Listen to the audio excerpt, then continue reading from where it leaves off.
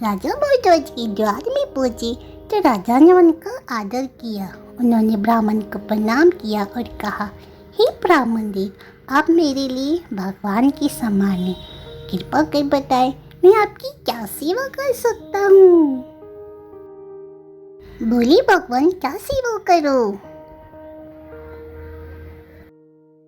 ब्राह्मण के रूप में श्री कृष्ण ने कहा, राजन, मेरे साथ ये सिंह है जो कई दिनों से भूखा है। ये बहुत विशेष प्रकार का मांस खाता है।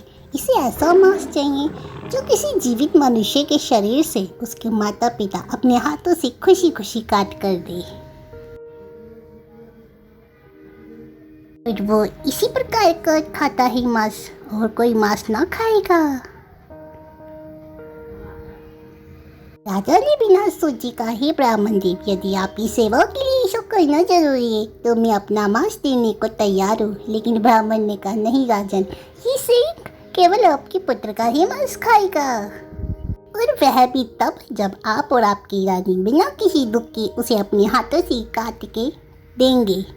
ये सुन के दरबार में सन्नाटा छा गया। अर्जुन भी ये सुन के चौंक गया। उसके में विचार आया कि कोई माता पिता अपने ही पुत्र का ऐसा बलिदान कैसे दे सकते हैं। तभी राजा भरद्वाज ने थोड़ी भी देरी न लगाई। उन्होंने तुरंत रानी और पुत्र को सारी बात बताई। ये सुनकर रानी रोने लगी।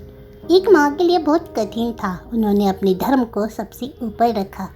जब पुत्र ने ये बात सुनी तो बिना डरे मुस्कुराते हुए बोला, पिताजी, यदि मेरे प्राणों से आपकी प्रतिज्ञा पूरी होती है तो मैं तैयार हूँ। सौभाग्य जो आपके धर्म के काम आ सकूँ। वहीं दूर खड़े होकर अर्जुन पूरी तरीके से हैरान था।